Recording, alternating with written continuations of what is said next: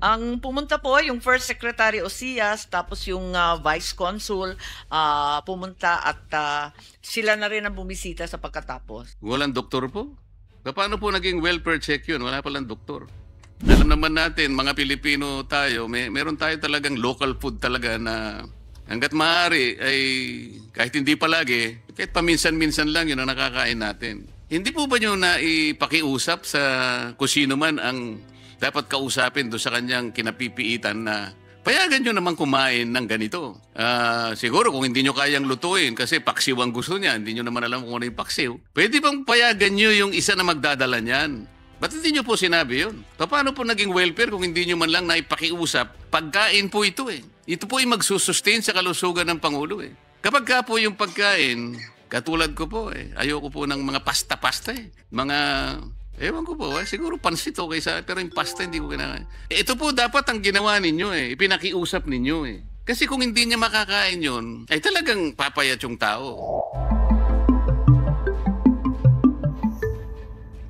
Sino-sino ba yung nag-initiate ng welfare check? At bakit naman bigla niyong naisip? Yun ba ay dahil nga sa pagsisisi ninyo, hindi kayo nakapagsalita nung una at ngayon ay bumabawi kayo? Yung embassy staff, pangkaraniwang pumupunta sa konsulado, pumupunta at gumagawa ng consular welfare checks sa iba't ibang Pilipino na nakukulong sa ibang bansa.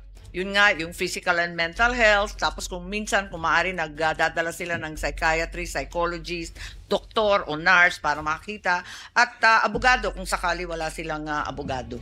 Ang nakakapagtaka po ron, Mr. President, nung gumawa ng welfare check, kung talagang nangyari nga ang welfare check, yun po yung panahon na napabalita na sinisikap ng mga partido dun sa ICC kung ano yung kalagayang pangkalusugan ng dating Pangulo. May nagsasabi kasi na meron na siyang cognitive impairment, kung ano man yon.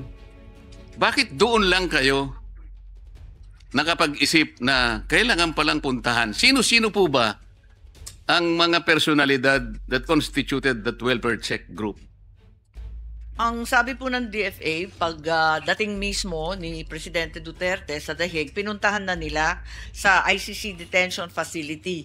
So pumunta sila 24 July, tapos bumalik ulit nung 9 September para siguraduhin na okay siya. Pero yun nga, ang balita, kinakailangan muna sabihan ng pamilya kasi akala nila talagang sinusugod sila, pati yung abogado kinabahan. Kung July po yun, malayo po yun. Kasi Marso pong dinala ang dating Pangulo sa The Hague. Kung pumunta kayo July, matagal-tagal na po yun. Kaya sinasabi ko po, parang naugnay dun sa pangyayari na sisasatin ang Pangulo dahil nga hindi siya fit for trial dahil nga sa napabalitang problema sa kanyang kalusugan. Doon naman napabalita na nagkaroon ng welfare check. Para ang nangyari po ngayon, kaya nyo chinecheck ay para malaman kung fit siya na mag-undergo ng trial.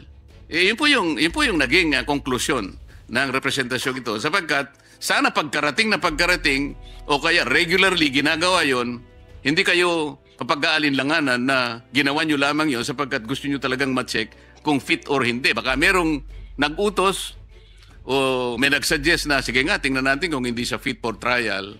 So parang merong bad faith ang pangyayari, Mr. Wala President. naman pong bad faith. Maaring hindi maliwanag ang aking salaysay. Paglapag na paglapag, ang ating embahada ay pumunta kagad sa dating Pangulong Duterte upang magbigay ng toiletries, clothing, winter gear. Malamig pa kasi noon, nung Marso. So, pumunta sila kaagad-agad, binigyan ng winter gear po.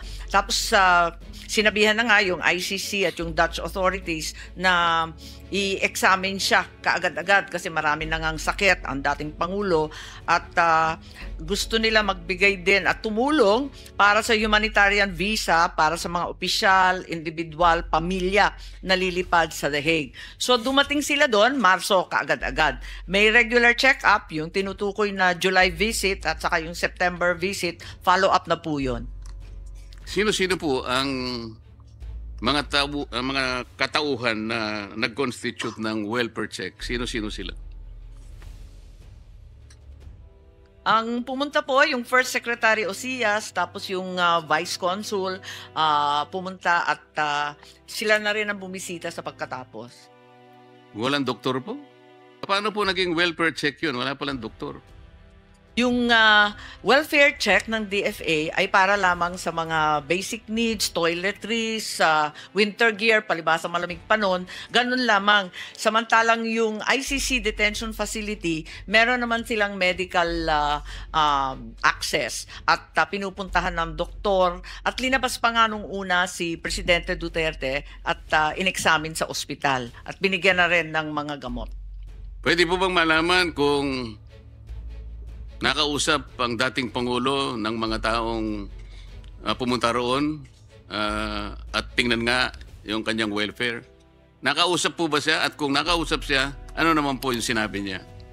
Actually, kinakausap si Pangulong Duterte. Ang pagkadinig ko at ang pagkakwento ng DFA, tinatanong siya kung sapat ang kanyang pagkain, kung giniginaw siya, kung kakayanin niya yung pagkulong doon. At ang problema, kahit hindi niya makain yung pagkain sa loob, hindi naman sila, yung embassy at yung konsulado, hinayaan magdala ng Filipino food. Yun ang problema dahil pinagbawal po yun. Kaya ang mga pamilya nagre-reklamo na napakapayat na ng dating Pangulo. While you're there at that topic, can you ask the DFA if they have news about the breaking news now that former Secretary Harry Roque has been arrested in the Netherlands? It's in the news. Check it out if it's fake news or whatever. While it's in the breaking news, Mr. President, the DFA is still in the process of verifying as they've had no information from the Netherlands. We will revert as soon as it is confirmed po. May I continue, Mr. President? Yes, please continue, Your Honor.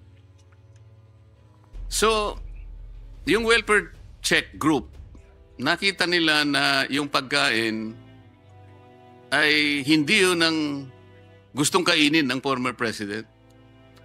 Pwede po yun kasi alam naman natin, mga Pilipino tayo, meron tayo talagang local food talaga na hanggat maaari ay kahit hindi palagi, kahit paminsan-minsan lang yun ang nakakain natin.